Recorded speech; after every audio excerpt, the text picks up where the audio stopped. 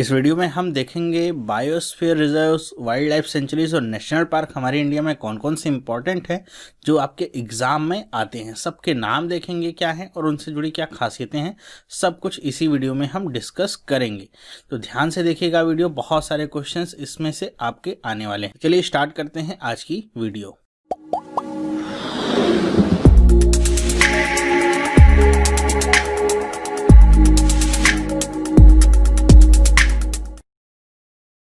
Hello, मेरा नाम चंद्रहास है। स्टडी स्मार्ट में आपका स्वागत है। दोस्तों, ये स्टैटिक जीके का पार्ट है, आपके लिए बहुत इंपॉर्टेंट है। आपको यहाँ पे मैं बताऊंगा biosphere reserve, wild life sanctuaries और नेशनल पार्क आपके इंडिया में कौन कौन से हैं जो बहुत ज़्यादा इंपॉर्टेंट हैं, जो एग्ज़ाम में आते ही आते हैं। ध्यान रखिएगा, सारे के सारे डिस्कस करने का कोई फ़ायदा नहीं है। मैं केवल उन्हीं पार्क्स और wild life century, biosphere reserve को ले रहा हूं जो आपके एग्ज़ाम में पूछे ही जाते हैं। तो बहुत ध्यान से देखिएगा वीडियो को, यहाँ से आपके कई सारे क्वेश्चंस निकल के आ सकते हैं। तो अगर आते हैं तो इस वीडियो को देखने के बाद आप वो सारे क्वेश्चंस को कर भी पाएंगे। ठीक है, तो यहाँ पे ध्यान देने वाली बात क्या होगी कि आप अभी कॉपी पेन वगैरह लेके बैठेंगे नहीं। इस वीडियो को आप पहले देखेंगे कि मैंने क्या क्या बताया हुआ है यहाँ पे। उसके बाद अगर आपको नोट करना होगा तो आप फिर से इस वीडियो को देख करके नोट कर सकते हैं। और 2 से 3 बार इस वीडियो को देखेंगे तो आपको 90% चीज़ें याद हो जाएंगी और उसके बाद आप आसानी से इससे रिलेटेड कोई भी क्वेश्चन कर पाएंगे। तो आपने अगर पुराने स्टैटिक जीके के वीडियोस नहीं देखे हैं जो इससे पहले मैंने दिए हैं, तो यहाँ पे कॉर्नर में लिंक दे रहा हूँ उनका, जिस पे क्लिक करके आप पूरी प्लेलिस्ट देख सकते हैं स्टैटिक जीके की, जिससे और भी पार्ट आप इसका कवर कर सकते हैं। तो चलिए स्टार्ट करते हैं। सबसे पहले यहाँ पे मैं आपको बता दूं कि बायोस्फीयर रिजर्व, नेशनल पार्क और वाइल्ड लाइफ सेंचुरी में डिफरेंस क्या होता है। डिफरेंस अगर आपको पता है तो बहुत ज़्यादा हेल्प मिलती है आपको समझने में कि क्या बातें मैं बताने वाला हूँ। तो देखिए, अगर हम बात करें तो आपका जो बायोस्फीयर रिजर्व होता है वो सबसे बड़ा एरिया होता है इन तीनों में। अगर मैं बात करूं बायोस्फीयर रिजर्व की और आपके वाइल्ड लाइफ सेंचुरी की और नेशनल पार्क की, तो सबसे बड़ा एरिया आपका कौन सा होता है? सबसे बड़ा एरिया आपका बायोस्फीयर रिजर्व होगा। जो यहाँ पे आपको दिख रहा है, ये पूरा एरिया आपका क्या है? Biosphere reserve. किसी बहुत बड़े भूभाग को कह देते हैं कि ये बायोस्फीयर रिजर्व है। ओके, उससे जो छोटा एरिया होता है, जैसे आपको यहाँ पे दिख रहा है ग्रीन ग्रीन सा, इसको कहते हैं वाइल्ड लाइफ सेंचुरी। और जो सबसे छोटा एरिया होता है वो आपका होता है नेशनल पार्क का। तो एरिया वाइज अगर देखा जाए तो बायोस्फीयर रिजर्व आपका सबसे बड़ा एरिया होता है, फिर आपका वाइल्ड लाइफ सेंचुरीज आते हैं, उसके बाद आपका नेशनल पार्क होता है। ये इनके बीच में एरिया का डिफरेंस होता है। थोड़ा ये बात यहाँ पे और डिफरेंस की आती है कि अगर हम किसी भी क्षेत्र को बायोस्फीयर रिजर्व घोषित करते हैं तो उसका मतलब होता है कि वहाँ पे या उस पूरे क्षेत्र में रहने वाले फ्लोरा फौना, फ्लोरा का मतलब क्या? वहाँ पे पाए जाने वाले प्लांट, फौना का मतलब क्या? वहाँ पे पाए जाने वाले एनिमल, और वहाँ के जो लोग हैं उन सब को उस एरिया के अंदर हम इंक्लूड करते हैं। लेकिन अगर वाइल्ड लाइफ सेंचुरी की बात की जाए तो वाइल्ड लाइफ सेंचुरी में हम केवल उस एरिया के अंदर आने वाले इंडिजीनियस पीपल, मतलब जो वहीं के रहने वाले लोग हैं, उनकी एक्टिविटीज़ को हम होने देते हैं। बाहर से कोई आके उसमें और कोई एक्टिविटी नहीं कर सकता है। लेकिन अगर नेशनल पार्क की बात करें, जो आपको मान लीजिए बीच वाला एरिया है, तो इसमें केवल और केवल एनिमल्स को या जो भी आपके वाइल्ड लाइफ है उसको सुरक्षित रखा जाता है। इसमें से कोई भी व्यक्ति इसमें जा कर के कोई भी एक्टिविटी नहीं कर सकता है। मतलब ऐसा नहीं हो सकता है कि लोग जाके यहाँ पे कुछ और काम करें, अपना खेती बाड़ी करें या अपने पशुओं को चराएं अंदर जाके नेशनल पार्क के अंदर। वो सारे काम नेशनल पार्क के अंदर अलाउड नहीं होते हैं। हालांकि यहाँ पे जो कहते हैं मैन एक्टिविटी है, आदमियों की जो गतिविधि है, बहुत ही लिमिटेड होती है। जैसे कि यहाँ पे थोड़ी बहुत परमिशन दी जाती है कि आप टूरिज्म कर सकते हैं नेशनल पार्क के अंदर। वो भी एक लिमिटेड एरिया होता है कि आपको इतने एरिया के अंदर ही ये अपना टूरिज्म का काम करना है, उससे आगे आप नहीं बढ़ सकते हैं। वो भी खास मॉनिटरिंग में किया जाता है। तो ये होता है आपका क्या? National park. तो अगर देखा जाए तो सबसे ज़्यादा रिस्ट्रिक्टेड एरिया आपका नेशनल पार्क होता है। उसके बाद जो थोड़ी बहुत छूट मिलती है वो वाइल्ड लाइफ सेंचुरी होती है, और उसके बाद जो ज़्यादा छूट होती है वो बायोस्फीयर रिजर्व की होती है। तो मेरे ख्याल से डिफरेंस आपको समझ में आया होगा।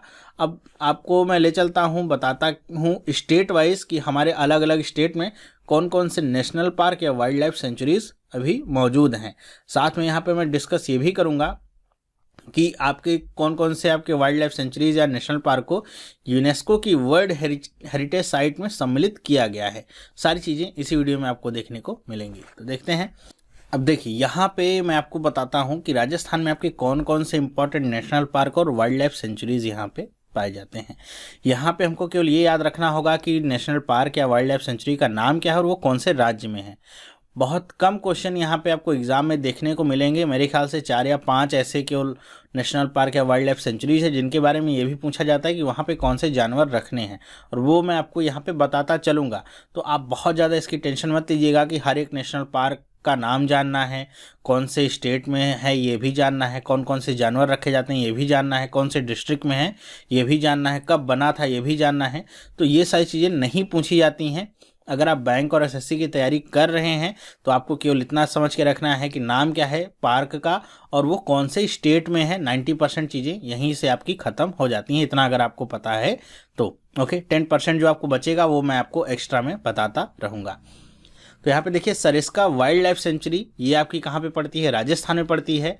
भरतपुर बर्ड सेंचुरी और केवलादेव नेशनल पार्क, ये दोनों एक ही चीज़ें हैं, आपके राजस्थान में पड़ते हैं। ये जो आपका भरतपुर बर्ड सेंचुरी है इसी का नाम बदल के अब केवलादेव नेशनल पार्क कर दिया गया है, तो कंफ्यूज मत होइएगा, दोनों एक ही चीज़ें हैं, इसलिए मैंने अलग अलग भी यहाँ पे लिखा हुआ है, कई लोग कंफ्यूज हो सकते हैं। तो एक ही चीज़ है, ये कहाँ पे है, राजस्थान में है। रणथंभौर नेशनल पार्क कहाँ पे है, राजस्थान में है। और रणथंभौर आपको पता है कि बाघ के लिए बहुत पसंद आपका जाना जाता है, टाइगर के लिए। तो रणथंभौर की अगर बात की जाए तो यहाँ पे किस जानवर के लिए फेमस है, तो बता सकते हैं आप कि टाइगर के लिए फेमस है। कहाँ पे पड़ता है, राजस्थान में ये आपका पड़ता है। तो ये आपके राजस्थान से रिलेटेड क्या है, नेशनल पार्क हो, वाइल्ड लाइफ सेंचुरीज। आगे देखते हैं, अब यहाँ पे आ जाते हैं मध्य प्रदेश की बात करते हैं। मध्य प्रदेश में आपके कौन कौन से पार्क पड़ते हैं, जैसे Bandhavgarh national park, Kanha national park, Panna national park, Pench national park और माधव नेशनल पार्क। ये सारे के सारे बहुत इंपॉर्टेंट हैं, बहुत बार एग्जाम में पूछे गए हैं, सारे के सारे आपके मध्य प्रदेश में पड़ते हैं। ओके, और अगर बात की जाए जैसे कान्हा नेशनल पार्क है, ये भी किसके लिए प्रसिद्ध है, आपका टाइगर के लिए प्रसिद्ध है। अगर बात की जाए तो इंडिया में सबसे ज़्यादा टाइगर आपके कान्हा नेशनल पार्क में ही इस समय पाए जाते हैं। ठीक है, तो ये सारे के सारे आपके बहुत फेमस हैं, सारे के सारे मध्य प्रदेश में पाए जाते हैं। इनको याद कैसे करना है, स्टैटिक जीके का पार्ट, वो मैंने पिछली वीडियो में आपको बताया था, जब आपको मैंने बताए थे क्या कि पावर प्रोजेक्ट्स इंडिया में कौन कौन से चल रहे हैं। तो आपको अगर याद करना है, वैसे तो अगर मैं कहता हूँ कि 2 से 3 बार इस वीडियो को अगर आप देखते हैं तो 95% आपको पार्क, वाइल्ड लाइफ सेंचुरी सब कुछ याद हो ही जाएगा बिना किसी शॉर्ट ट्रिक के। केवल आप इसको सुन लेते हैं फिर। ओके, फिर भी अगर याद नहीं होता है तो जैसे मैंने आपको बताया था तरीका याद करने का कि आप क्या करें, इनका कुछ ना कुछ एक फ़नी सा कोई एक लाइन बना लीजिए और उसके हिसाब से आप इसको याद कर सकते हैं। मतलब किसी के बनाए हुए तरीके पे मत जाइए, क्योंकि आप जो खुद बनाएंगे वो ज़्यादा आपको याद रहेगा। तो यहाँ से अगर आपको याद करना है, जैसे आप कह सकते हैं कि कान्हा, माधव, बांधव, ये सब एक तरह के आपको नाम दिख रहे हैं, सारे के सारे कहाँ पे पढ़ते हैं, मध्य प्रदेश में पढ़ते हैं। इस तरह से आप कुछ भी बना सकते हैं। ठीक है, मेरे ख्याल से समझ में आया होगा आपको। आगे बढ़ते हैं, राजाजी नेशनल पार्क, आपको जिम कॉर्बेट नेशनल पार्क आपको पता होगा कितना फेमस आपका ये नेशनल पार्क है। और उसके बाद यहाँ पे valley of flower national park, Nanda Devi national park, ये सारे के सारे आपके कहाँ पे पड़ते हैं, उत्तराखंड में पड़ते हैं। और यहाँ पे एक बात मैं आपको बताना भूल गया कि जो रेड में आपको लिखे हैं, जो भी रेड में यहाँ पे लिखा हुआ है नेशनल पार्क का नेम, ये सारे के सारे आपके कहाँ पे हैं, ये सारे के सारे यूनेस्को की जो वर्ल्ड हेरिटेज साइट है उसमें इन सब का नाम सम्मिलित है। जैसे वैली ऑफ फ्लावर्स और नंदा देवी नेशनल पार्क, इन सब के नाम क्या हैं, यूनेस्को की वर्ल्ड हेरिटेज साइट में शामिल है। जैसे पिछली बात करूं मैं तो यहाँ पे राजस्थान में जो केवलादेव नेशनल पार्क है, इसका भी नाम जो है वर्ल्ड हेरिटेज साइट में है। ये सारे के सारे आपको रेड कलर में देखने को मिलेंगे, तो इस बात का आप ध्यान रखिएगा। ओके, तो यूनेस्को की वर्ल्ड हेरिटेज साइट में नाम शामिल होने का मतलब क्या है कि यूनेस्को, जो जैसा कि आपको नाम से पता होगा, फुल फॉर्म क्या है इसकी, United Nations Educational, Scientific and Cultural Organization. इसमें उन्हीं आपके प्लेसेस का नाम शामिल किया जाता है जो कि कल्चरल वैल्यू को अगर देखा जाए या बहुत ही ज़्यादा नेशनल इंपॉर्टेंस की जो आपकी प्लेसेस होते हैं उनको यहाँ पे सम्मिलित किया जाता है। तो ऐसा नहीं केवल इसमें वाइल्ड लाइफ सेंचुरीज या नेशनल पार्क को सम्मिलित किया जाता है, बहुत सारे मंदिर, बहुत सारी जगहों को भी इसमें शामिल किया जाता है। लेकिन हम केवल यहाँ पे नेशनल पार्क और वाइल्ड लाइफ सेंचुरीज या बायोस्फीयर रिजर्व की बात करें तो इन्हीं का केवल यहाँ पे नाम मैं दे रहा हूँ। तो ये ध्यान रखिएगा कि उत्तराखंड से वैली ऑफ फ्लावर्स और नंदा देवी नेशनल पार्क, इन दोनों का नाम कहाँ पे है, यूनेस्को की वर्ल्ड हेरिटेज साइट में है। जिम कॉर्बेट नेशनल पार्क आपको पता ही होगा कि ये आपके जिम कॉर्बेट के नाम पे पड़ा है। जिम कॉर्बेट कौन थे, अगर आपने बचपन में कहानियाँ पढ़ी होंगी, आपके जो हिंदी की टेक्स्ट बुक होगी उसमें भी जिम कॉर्बेट की एक ना एक कहानी आपको मिल ही जाती है। ये बाघों का शिकार करते थे, टाइगर का शिकार करने के लिए इनको बुलाया गया था इंग्लैंड से। उत्तराखंड के कुमाऊं रीजन में बाघों का प्रकोप बहुत बढ़ गया था, मतलब नरभक्षी हो गए थे। नरभक्षी का मतलब इंसानों का शिकार करने लगे थे, तो उसको कंट्रोल करने के लिए, ऐसे बाघों को मारने के लिए जिम कॉर्बेट को बुलाया गया था। अगर आपने नहीं पढ़ी है इनकी बुक्स वगैरह तो एक बार इनके बारे में जाके पढ़िएगा। बहुत बेहतरीन ये आपके शिकारी थे, अकेले ही शिकार किया करते थे, पूरे पार्क में घूम घूम कर, मतलब जो भी जंगल होते थे सब में घूम के अकेले ही शिकार ये किया करते थे। तो बहुत ही फेमस ये पार्क है आपका जिम कॉर्बेट नेशनल पार्क। और जिम कॉर्बेट नेशनल पार्क से एक क्वेश्चन आपका एसएससी में पूछा जाता है कि इस पार्क के अंदर से कौन सी नदी आपकी बह के निकलती है, तो उसका आंसर आप मुझे कमेंट में दीजिएगा कि इसके अंदर से कौन सी नदी आपकी क्रॉस करती है या बहती है। ठीक है, तो Rajaji national park, Jim Corbett national park, valley of flowers, Nanda Devi national park, ये सारे के सारे आपके उत्तराखंड स्टेट में पाए जाते हैं। अगली बात करूं, केरला की बात करते हैं, तो यहाँ भी बहुत सारे आपके नेशनल इंपॉर्टेंस के पार्क होते हैं, बर्ड सेंचुरीज हैं। जैसे थट्टेकड बर्ड सेंचुरी, अगर नाम मैं गलत ले रहा हूं तो उसके लिए मुझे माफ करिएगा। Thattekad bird sanctuary, Idukki wild life sanctuary, Eravikulam national park, Kumarakom bird sanctuary और पेरियार वाइल्ड लाइफ सेंचुरी, तो ये सारे आपके कहाँ पे पाए जाते हैं, केरला में पाए जाते हैं। तो यहाँ पे अगर आप देखेंगे तो आपको 2 बर्ड सेंचुरीज यहाँ पे हैं, इनका नाम आप याद कर लीजिएगा कि ये आपकी 2 बर्ड सेंचुरीज हैं जो कहाँ पे पाई जाती हैं, केरला में पाई जाती हैं। बर्ड सेंचुरीज का मतलब क्या है कि यहाँ पे पक्षियों को जो है मतलब इम्पोर्टेंस दी जाती है कि अलग अलग प्रजातियों के पक्षी यहाँ पे जो है सुरक्षित रखे जाते हैं। तो यहाँ पे अगर कोई सवाल आता है तो ज़्यादातर आपका आएगा पेरियार वाइल्ड लाइफ सेंचुरी से, जो कि केरला में है। ये बहुत इंपॉर्टेंट है, कई बार कई सारे एग्जामों में रिपीट हुआ है। और इसमें रखे क्या जाते हैं, मतलब अगर इसमें बात की जाए कि मेन इसमें कौन सा एनिमल है, तो वो आपका होता है एलिफेंट या हाथी। यहाँ पे आपके इस वाइल्ड लाइफ सेंचुरी में ज़्यादा इंपॉर्टेंस रखते हैं या ज़्यादा मात्रा में रखे गए हैं, उनको सुरक्षित रखा गया है। तो एलिफेंट्स के लिए बहुत ज़्यादा ये प्रसिद्ध है पेरियार वाइल्ड लाइफ सेंचुरी। आगे बात करते हैं, असम की बात करते हैं, तो यहाँ पे Manas national park, Kaziranga national park और सिक्किम में आपका एक है क्या, कंचनजंगा नेशनल पार्क। ये सारे के सारे बहुत ज़्यादा इंपॉर्टेंट है। अगर बात की जाए, अगर आपको मैं 10 नाम दूं कि ये 10 नाम आप पढ़ लीजिए नेशनल पार्क के, इसमें से आपके ज़्यादातर क्वेश्चंस आएंगे, तो ये दोनों उसमें जरूर सम्मिलित होंगे। बहुत ज़्यादा पूछे जाते हैं ये जो आपके ऊपर के 2 नेशनल पार्क हैं। और ये कंचनजंगा नेशनल पार्क भी अब इम्पॉर्टेंट हो गया, क्यों, क्योंकि 2016 में इसे वर्ल्ड हेरिटेज साइट में शामिल किया गया है। तो 2016 से इसकी इंपॉर्टेंस बहुत ज़्यादा बढ़ जाती है। तो बात अगर की जाए तो ये तीनों के तीनों यूनेस्को की वर्ल्ड हेरिटेज साइट में सम्मिलित हैं। और ऊपर के जो 2 हैं, जो मानस नेशनल पार्क है और काजीरंगा नेशनल पार्क है, सारे के सारे क्या हैं, असम में पाए जाते हैं। और कंचनजंगा नेशनल पार्क आपका सिक्किम में पाया जाता है। ठीक है, मतलब सिक्किम में स्थित है, पाया क्या जाता है, स्थित है। तो इतना ज़्यादा वर्ड्स पे नहीं जाइएगा, पाया जाता मैं बार बार बोल रहा हूँ, उसका मतलब क्या है, स्थित है। तो यहाँ पे एक क्वेश्चन और भी यहाँ पे आता है कि किस लिए प्रसिद्ध हैं।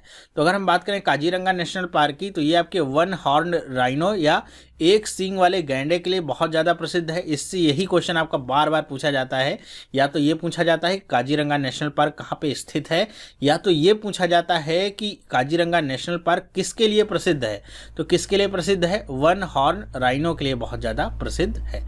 तो तीनों के नाम आप याद रखिएगा, बहुत ज़्यादा इंपॉर्टेंट आपके लिए हो गए हैं। आगे बात करें तो Sanjay Gandhi wild life century, Mahim nature park और सलीम अली बर्ड सेंचुरी, ये ऊपर के जो दोनों हैं ये आपके महाराष्ट्र में पाए जाते हैं। और इसमें अगर कोई बहुत ज़्यादा अगर इम्पोर्टेंट है तो ये वाला आपका सलीम अली बर्ड सेंचुरी बहुत ज़्यादा इंपॉर्टेंस है। ये आपका गोवा में स्थित है। ठीक है, ये आपकी बर्ड सेंचुरी है, मतलब पक्षियों के लिए है। और सलीम अली के नाम पे ये आपका है। तो डॉक्टर सलीम अली कौन थे, तो डॉक्टर सलीम अली आपके एक ऑर्निथोलॉजिस्ट थे, मतलब पक्षियों के जो विशेषज्ञ होते हैं उनको क्या कहा जाता है, मतलब जो पक्षियों पे अध्ययन करते हैं उनको क्या कहा जाता है, ऑर्निथोलॉजिस्ट। तो वो डॉक्टर सलीम अली थे, उन्हीं के नाम पे इस बर्ड सेंचुरी का भी नाम रखा गया है, सलीम अली बर्ड सेंचुरी। ये भारत के सबसे बड़े ऑर्निथोलॉजिस्ट थे। तो ये कहाँ पे स्थित है, आपका गोवा में स्थित है। ओके, तो अगर आता है सलीम अली बर्ड सेंचुरी तो ये आपका गोवा में स्थित है, ये आपको पता होना चाहिए। आगे बात करते हैं, जम्मू एंड कश्मीर में भी आपके दो बहुत ही इंपॉर्टेंट नेशनल पार्क स्थित हैं। एक क्या है, डाचीगैम नेशनल पार्क, और एक आपका क्या है, Hemis high altitude park. Hemis high altitude park इसमें ज़्यादा इंपॉर्टेंट है इन दोनों की अगर बात की जाए तो। हेमिस हाई एल्टीट्यूड पार्क आपका लेह लद्दाख में पाया जाता है, और ये अगर बात की जाए तो साउथ एशिया का जो क्षेत्र है उसका सबसे बड़ा ये आपका क्या है, नेशनल पार्क है, Hemis high altitude national park. और आपको पता है जम्मू कश्मीर में है तो ये आपके बहुत ठंडे स्थान पे पाया जाता है, इसलिए यहाँ पे जो जानवर रखे जाते हैं जैसे स्नो लेपर्ड वगैरह रखे जाते हैं यहाँ पे, तो वो उतना ज़्यादा इंपॉर्टेंट नहीं है। ज़्यादा इंपॉर्टेंट यहाँ पे आपसे पूछा जाएगा हेमिस हाई एल्टीट्यूड पार्क कहाँ पे है, तो आप बता सकते हैं कहाँ पे है, ये जम्मू एंड कश्मीर में है। ओके, इसमें आपका एक और आता है मेरे ख्याल से, अगर मुझे याद है, वैसे इंक्लूड तो नहीं किया है, एक आपका आता है शायद सलीम नेशनल पार्क या सलीम अली नेशनल पार्क करके भी एक पार्क यहाँ पे जम्मू कश्मीर में आता है, तो देख लीजिएगा एक बार उसको भी, आता है कि नहीं आता है। यहाँ पे वैसे सम्मिलित तो नहीं किया है, लेकिन मुझे जहाँ तक याद है एक और आपका नेशनल पार्क जम्मू कश्मीर से आता है। नेक्स्ट बात करते हैं तो कर्नाटका किया जाए तो कर्नाटका में Bandipur national park, Dandeli national park और नागर होल नेशनल पार्क आपके आते हैं। ये कहाँ पे हैं, आपके कर्नाटका में है, जिसमें बांदीपुर और आपका नागर होल इंपॉर्टेंस ज़्यादा रखता है, एग्जाम में आया हुआ है। तो ये आपके नेशनल पार्क कहाँ पे स्थित हैं, तो ये आपके कर्नाटका में स्थित हैं। नागर होल नेशनल पार्क की अगर बात की जाए तो ये भी आपका एलिफेंट्स के लिए प्रसिद्ध है, एलिफेंट्स यहाँ पे रखे जाते हैं नेशनल पार्क में। तो नागर होल की बात की जाए तो मैसूर डिस्ट्रिक्ट में है, कर्नाटका में पड़ता है ये, तो ये नाम आप याद रखिएगा, बांदीपुर, नागर होल और डांदेली नेशनल पार्क, ये कहाँ पे हैं, कर्नाटका स्टेट में स्थित हैं। आगे बात करते हैं, गुजरात की बात करते हैं तो गुजरात में भी आपके कई सारे इंपॉर्टेंट हैं, जैसे Black Buck National Park. Black Buck National Park आपका गुजरात में पाया जाता है, जहाँ पे ब्लैक बक रखे जाते हैं, कुछ हिरन की तरह का जानवर होता है, तो यहाँ पे ये गुजरात में पाए जाते हैं। इसी तरह गिर नेशनल पार्क है, गिर नेशनल पार्क आपका गुजरात में पाया जाता है, शेरों के लिए प्रसिद्ध है, ठीक है, एशियाटिक लॉयन वगैरह यहाँ पे रखे जाते हैं। और गिर आपका नाम क्यों पड़ा है, क्योंकि गिरनार की पहाड़ियों में स्थित है, तो ये आपका उसी से नाम पड़ा हुआ गिर नेशनल पार्क। और यहाँ पे एक और इम्पॉर्टेंट है, ये आपका एक दो एग्जाम में अभी हाल में पूछा गया है कि इंडियन वाइल्ड एस सेंचुरी, ये कहाँ पे है, आपकी गुजरात में ही है।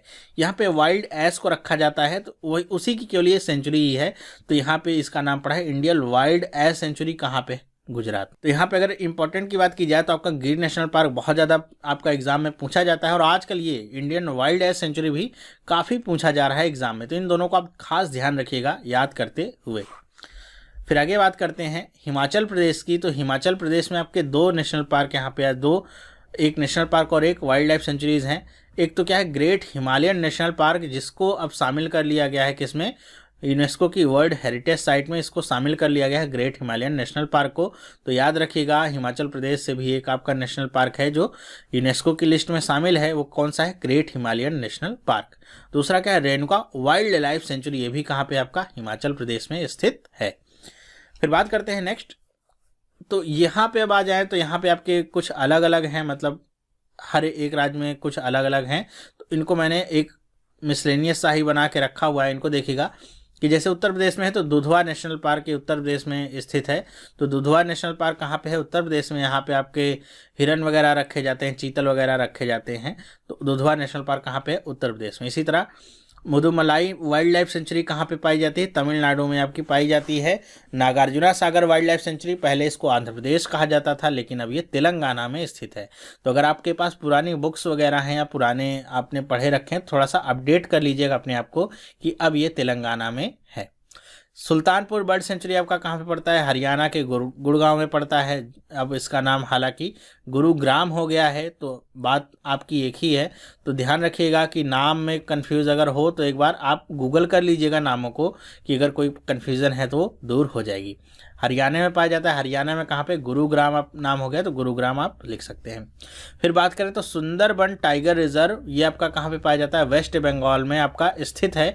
तो सुंदरबन टाइगर रिजर्व कहाँ पे स्थित है, वेस्ट बंगाल में स्थित है। किसके लिए प्रसिद्ध है, जैसे टाइगर आपको यहाँ पे दिख ही रहा है, तो टाइगर के लिए ही प्रसिद्ध है। आपके जो बंगाल टाइगर्स पाए जाते हैं सुंदरबन के इसी टाइगर रिजर्व से आपके बिलोंग करते हैं। इस पर बहुत सारी पिक्चरें भी बन चुकी हैं, आप सबको पता ही होगा, ठीक है। तो सुंदरबन की बात की जाए तो आपका वेस्ट बंगाल में स्थित भी है, तो वहाँ से आप डायरेक्ट इसको लगा सकते हैं। ये सब तो बहुत फेमस हैं, और ये आपका रेड कलर से लिखा है, इसका मतलब क्या है कि ये यूनेस्को की वर्ल्ड हेरिटेज साइट में भी इसका नाम सम्मिलित है।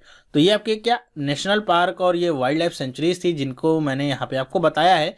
और जो भी आपका रेड कलर से यहाँ पे लिखे गए हैं नाम, उन सब का नाम यूनेस्को की वर्ल्ड हेरिटेज साइट में सम्मिलित है। तो ये आप ध्यान से पढ़िएगा, इसको 2-4 बार आप बस वीडियो को देखेंगे, सब कुछ आपको याद हो जाएगा। और आराम से आप इसका क्या करिए कि इसे याद अगर रखना है तो करिए कुछ नहीं, 1-2 बार इसको शुरुआत में देख लीजिए और उसके बाद हफ्ते 10 दिन के अंदर बस एक बार इसको देख लिया करिए, और कुछ नहीं करना है आपको। मेरे ख्याल से आधे घंटे 40 मिनट की वीडियो होगी, तो आप कभी भी कुछ पढ़ते हुए, रात में सोते हुए आधे घंटे के लिए चला लीजिए और सुन लीजिए क्या क्या है। एकदम आपके दिमाग में ऐसे बैठ जाएंगे कि ज़िंदगी भर ये आपको भूलेंगे नहीं। ओके, तो रिवाइज करते रहेंगे तो एकदम आपको हमेशा के लिए याद हो जाएगा। अब चलिए आपको मैं यहाँ पे बताता हूँ हमारे इंडिया में कौन कौन से बायोस्फीयर रिजर्व स्थित हैं। टोटल 18 हैं। 18 के 18 को पूरे याद तो नहीं रहने चाहिए, लेकिन जितना आप याद कर सकें आपके लिए अच्छा होगा। तो बायोस्फीयर रिजर्व के बारे में मैंने आपको पहले बता रखा है कि बायोस्फीयर रिजर्व का मतलब क्या है, एक बहुत बड़ा लार्ज एरिया है जिसके अंदर बहुत सारे आपके wild life sanctuaries, national park ये सारे के सारे आते हैं। तो ध्यान रखिए कि अगर आपका बायोस्फीयर रिजर्व है तो बायोस्फीयर रिजर्व बहुत बड़ा एरिया होगा जिसके अंदर आपके बहुत सारे सेंचुरीज आ सकते हैं, बहुत सारे नेशनल पार्क आ सकते हैं। ठीक है, नेशनल पार्क और वाइल्ड लाइफ सेंचुरीज का डिफरेंस आपको पता चल गया होगा। तो अगर आपको इसके बारे में डिटेल से अगर जानना है, थोड़ा आपके पास अगर टाइम है और आप लोगों ने, खैर जिन लोगों ने पढ़ रखा होगा तो वो तो ठीक है, जिन लोगों ने नहीं पढ़ा है तो एनसीईआरटी की आप बुक लेंगे, 8th क्लास की बुक है, मेरे ख्याल से 6th या 7th चैप्टर है, कंजर्वेशन को लेकर के चैप्टर है, उसमें आपको इसमें डिटेल में चर्चा मिल जाएगी कि वाइल्ड लाइफ सेंचुरीज क्या होती हैं, बायोस्फीयर रिजर्व्स क्या होते हैं, सब कुछ वहाँ पे आपको देखने को मिलेगा। उस चैप्टर को पढ़ लेंगे तो बहुत सारा कॉन्सेप्ट आपका इन सब चीज़ों को लेकर के क्लियर हो जाएगा। अगर आपने पढ़ रखा है तब तो आपको पता ही होगा, आपके पास बुक होगी। नहीं पढ़ रखा है तो किसी से बुक ले सकते हैं या फिर खुद से भी खरीद सकते हैं।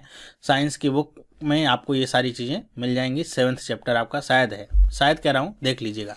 ओके, तो यहाँ पे बायोस्फीयर रिजर्व जो हम पढ़ेंगे, एक तो हम पढ़ेंगे कि 18 हमारे बायोस्फीयर रिजर्व कौन से हैं, साथ साथ में ये भी देखेंगे कि कुछ बायोस्फीयर रिजर्व ऐसे हैं जिनको यूनेस्को की man and biosphere reserve programme का हिस्सा बनाया गया है। तो वो कौन कौन से हैं, वो टोटल 10 हैं इंडिया से, उनको भी हम देखेंगे।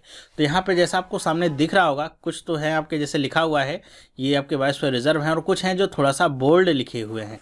तो जो भी बोल्ड लिखे हुए हैं सारे के सारे यूनेस्को की लिस्ट में शामिल हैं। तो इनको आप ध्यान से पढ़ेंगे कि कहाँ पे ये पाए जाते हैं, कब इस्टेब्लिश हुए थे, ये भी आप पढ़ना चाहें तो पढ़ सकते हैं। लेकिन ज़्यादातर इंपॉर्टेंट क्या है, नाम क्या है उनका और कौन से स्टेट में स्थित हैं, ये ज़्यादा इंपॉर्टेंस रखता है। तो देखिए, आपका great run of Kutch Gujarat में जो कि स्थित है, इस यहाँ पे क्या आपका रखा जाता है, ये आपका इंडियन वाइल्ड लाइफ, जो भी हमने बताया था ना, इंडियन वाइल्ड लाइफ सेंचुरी कहाँ पे है, गुजरात में है। तो ये आपका बायोस्फीयर रिजर्व कौन सा है, ग्रेट रन ऑफ कच्छ उसका नाम है। उसके अंदर ये वाइल्ड लाइफ सेंचुरी आपकी बनी हुई है जिसमें इंडियन वाइल्ड लाइफ को रखा जाता है। देखिए यहाँ पे लिखा हो की फाउना। फाउना का मतलब क्या होता है, फाउना का मतलब होता है एनिमल से। ठीक है, एनिमल्स के लिए यूज करते हैं टर्म फाउना, और अगर प्लांट्स की बात की जाए तो उसके लिए टर्म यूज करते हैं फ्लोरा। ठीक है, तो फ्लावर से याद रख सकते हैं फ्लोरा की, फ्लावर, यहाँ पे फ्लोरा का मतलब क्या होगा, प्लांट से मतलब होगा, पेड़ पौधों से मतलब होगा, और फाउना का मतलब क्या होगा, एनिमल से। ठीक है, इतना सा डिफरेंस है, इसको समझ के रखिए, बहुत सारी जगह पे आपको काम में आएगा।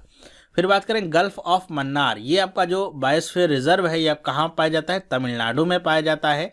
ठीक है, और यहाँ पे आपके जानवर या की फाउना कौन कौन से हैं, तो ज़्यादातर ये सी काऊ वगैरह यहाँ पे पाए जाते हैं। तो सी काऊ से रिलेटेड 1-2 बार क्वेश्चन आया है कि सी काऊ आपका कौन से बायोस्फीयर रिजर्व में सुरक्षित है या कौन से बायोस्फीयर रिजर्व में पाए जाते हैं, तो यहाँ पे आप बता सकते हैं गल्फ ऑफ मन्नार से। फिर क्या है नेक्स्ट, देखिए सुंदरबन। सुंदरबन आपका ये बायोस्फीयर रिजर्व कहाँ पे स्थित है, आप सबको पता ही होगा, वेस्ट बंगाल में स्थित है। और यहाँ पे रॉयल बंगाल टाइगर, जिसकी बात मैंने पहले कही थी, बंगाल टाइगर, वो यहाँ के की फाउना के रूप में पाए जाते हैं। ओके, 4th देखिए क्या है, कोल्ड डेजर्ट आपका हिमाचल प्रदेश में है, यहाँ पे स्नो लेपर्ड वगैरह पाए जाते हैं। फिर क्या है, नंदा देवी। नंदा देवी कहाँ पे है आपका, नंदा देवी आपका उत्तराखंड में पाया जाता है या स्थित है, और यहाँ पे कोई एक की फाउना कोई भी यहाँ पे स्पेसिफाइड नहीं है, तो इसको याद रखने की जरूरत है। तो ये बस याद रखें कि नंदा देवी कहाँ पे, उत्तराखंड में, मैंने अभी बताया भी था Nanda Devi national park. Okay, और ये कहाँ पे है, यूनेस्को की वर्ल्ड हेरिटेज साइट में भी इसका नाम है। Okay, Nanda Devi national park अभी बताया था। उत्तराखंड से 2 हैं, कौन कौन से, एक तो है आपकी कौन सी, वैली ऑफ फ्लावर्स और नंदा देवी नेशनल पार्क, जिनका नाम किसमें शामिल है, यूनेस्को की वर्ल्ड हेरिटेज साइट में शामिल है, और इसका नाम यूनेस्को की मैन एंड बायोस्फीयर प्रोग्राम में भी शामिल है। तो दोनों जगह इसका नाम शामिल है। फिर बात करते हैं नीलगिरी बायोस्फीयर रिजर्व की। तो नीलगिरी बायोस्फीयर रिजर्व कहाँ पे पाया जाता है, आपका तमिलनाडु, केरला, कर्नाटका में। तो यहाँ पे जो आपका बायोस्फीयर रिजर्व नीलगिरी की बात की जाए तो इससे रिलेटेड केवल एक फैक्ट और इम्पॉर्टेंट है। एक तो ये आप याद रखिए कि कौन से स्टेट में पाया जाता है, दूसरा ये अगर आप ईयर देखें तो 1986 यहाँ पे लिखा हुआ है। तो नीलगिरी हमारा जो बायोस्फीयर रिजर्व है ये इंडिया का पहला ऐसा बायोस्फीयर रिजर्व है जिसको ये बनाया गया है बायोस्फीयर रिजर्व, ठीक है। तो नीलगिरी बायोस्फीयर रिजर्व इंडिया का पहला बायोस्फीयर रिजर्व है। तो इसका नाम याद रखिए, कब बना था ये भी पूछा जाता है, इसी से रिलेटेड, और किसी से रिलेटेड आप लिस्ट मत बनाइए, केवल इसके लिए थोड़ी सी इंपॉर्टेंस ये है, ओके। और यहाँ पे अगर मैं बात करूँ तो कुछ को हम छोड़ सकते हैं, जैसे ये सब आपके कभी पूछे नहीं जाते हैं। पंचमढ़ी बायोस्फीयर रिजर्व ये आपका कहाँ पे पाया जाता है, मध्य प्रदेश में पाया जाता है। और ये यहाँ पे आपका जायंट स्क्वायरल या फ्लाइंग स्क्वायरल, बहुत ज़्यादा इंपॉर्टेंस है इनकी, ये पूछे जाते हैं जायंट स्क्वायरल और फ्लाइंग स्क्वायरल कहाँ पे पाए जाते हैं, तो आप बताएंगे पंचमढ़ी बायोस्फीयर रिजर्व में पाए जाते हैं। तो ये आपका मध्य प्रदेश में स्थित है और बहुत ज़्यादा इंपॉर्टेंट है, कई सारे आपके एग्जाम में पूछा गया है। कुछ को मैं यहाँ पे छोड़ता चलता हूँ, केवल आपको टॉप 10 बता दूँ ताकि आपको कम से कम वो याद रहे, ओके। फिर यहाँ पे अमरकंटक, अमरकंटक का नाम आप सबने सुना ही होगा, ठीक है। तीर्थंकर कहा जाता है इसे, तीर्थों का तीर्थ अमरकंटक मध्य प्रदेश में है। जब भी मध्य प्रदेश का प्रचार देखेंगे टूरिज्म वाला तो वहाँ भी आपको अमरकंटक का नाम जरूर देखने को मिलेगा। तो मध्य प्रदेश छत्तीसगढ़ के कुछ एरिया को मिला करके इस बायोस्फीयर रिजर्व को बनाया गया है, तो इसका नाम आप याद रखिएगा, और अमरकंटक मध्य प्रदेश में ये आप याद रखिएगा। यहाँ पे अगर बात की जाए कुछ की, जैसे सिक्किम में कंचनजंगा वगैरह है, ये भी आपका पूछा जाता है। मानस असम में है, ये तो बता ही दिया है मैंने कि मानस, और मानस का अगर नाम आता है तो आप बता सकते हैं कि असम में पाया जाता है, क्योंकि मानस से अभी हमने देखा था मानस वाइल्ड लाइफ सेंचुरी भी, तो वहाँ से भी आप इसको कनेक्ट कर सकते हैं। इसी तरह कंचनजंगा को मैंने बताया था कि 2016 में शामिल किया गया है यूनेस्को की वर्ल्ड हेरिटेज साइट में, तो इससे भी आप इसका नाम सिक्किम का याद रख सकते हैं कि सिक्किम में कौन सा है नेशनल पार्क या बायोस्फीयर रिजर्व, तो ये कौन सा है, कंचनजंगा। इसमें इस लिस्ट में एक ये जो आपका है क्या है, अगस्त मलाई बायोस्फीयर रिजर्व, इसको 2016 में शामिल किया गया है। तो ये आपका भी अपडेट है इसके लिए, ठीक है। जिनको नहीं पता है तो उनके लिए थोड़ी सी यहाँ पे दिक्कत हो सकती है अगर ऐसे पढ़ते हैं, तो अभी मैं आपको अपडेट दे रहा हूँ कि ये भी आपका शामिल कर लिया गया है उस लिस्ट में। मैं अभी आपको बता रहा हूँ टॉप 10 जो लिस्ट है, जो वर्ल्ड बायोस्फीयर प्रोग्राम का हिस्सा या यूनेस्को की बायोस्फीयर एंड मैन प्रोग्राम का हिस्सा है, तो उसमें इसका नाम भी शामिल कर लिया गया है। फिर आपका नेक्स्ट आता है क्या, ग्रेट निकोबार बायोस्फीयर रिजर्व, ये आपका कहाँ पाया जाता है, अंडमान एंड निकोबार में पाया जाता है। फिर क्या है, नोकरेक आपका कहाँ पे पाया जाता है, मेघालय में पाया जाता है।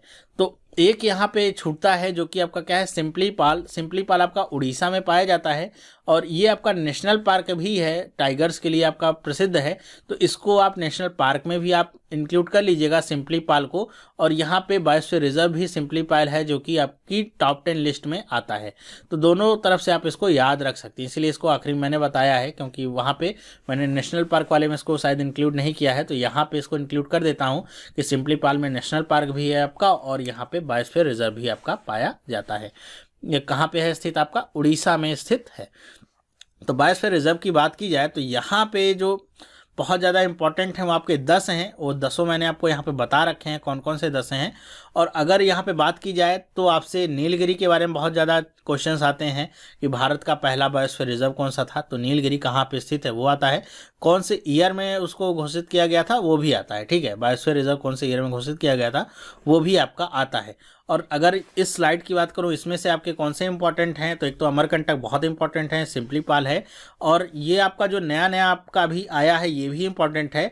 और इस नोकरेक से जो पूछा जाता है वो मेन क्वेश्चन होता है कि रेड पांडा को लेकर के क्वेश्चन आता है कि रेड पांडा कौन से बायोस्फीयर रिजर्व का हिस्सा है या कौन से बायोस्फीयर रिजर्व में बहुत ज़्यादा पाया जाता है, तो वो आपका कौन सा होता है, नोकरेक। ये ध्यान रखिएगा, रेड पांडा जो आपका नॉर्थ ईस्ट का क्षेत्र है वहीं आपके पाए जाते हैं, तो नॉर्थ ईस्ट का जो भी क्षेत्र होगा वहीं पे आपके रेड पांडा पाए जाएंगे। तो जैसे आपके पास एग्जाम्पल या ऑप्शन में मिल जाता है, बहुत सारे आपको नाम मिलते हैं, तो ध्यान रखिएगा जो भी आपके नॉर्थ ईस्ट वाले क्षेत्र होंगे वहीं के आपको नेशनल पार्क सिलेक्ट करने हैं। जैसे मानस में भी देखिए रेड पांडा पाया जाता है, कंचनजंगा में भी रेड पांडा पाया जाता है, सारे के सारे कहाँ पे, नॉर्थ ईस्ट में ही हैं।